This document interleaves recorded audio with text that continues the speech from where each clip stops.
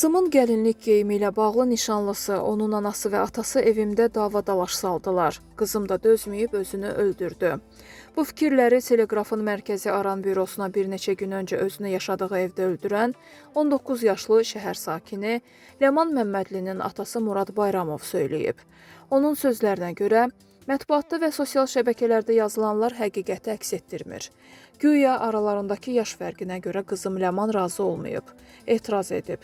Tamamilə yanlış fikirlərdir. Əvvəla oğlanın 35-36 deyil, 33 yaşı var.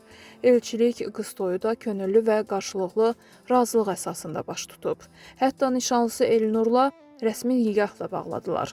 Həmin andan Ləman Bayramova rəsmən Məmmədli soyadını daşımağa başladı. Murad Bayramovun sözlərinə görə faciənin bünövrəsi qız toyundan başladı. Qız toyundan sonra Elnur ata-anası ilə birgə bizə gələrək əməlli başlı dava saldılar ki, bu nə biabırçı, açıq-saçıq gəlinlikdir qızınıza geyindirmisiniz. Biz də dedik ki, adi, çoxunun geyindiyi gəlinlik geyimidir. Amma qarşı tərəf sakitləşmədi. Mübahisəni davam etdirdilər. Sonraki gündə mübahisə davam etdi. Artıq çox gec idi. Yanlış ailə ilə qohum olduğumuzun fərqinə vardıq. Qızım da bunlara dözmədi. Məyusluq, psixoloji sarsıntı keçirən qızım canına qıydı. Görəsən Elnur və doğmaları qızımın ölümünə səbəb olan haqsız davranışlarına görə vicdan əzabı çəkirmi?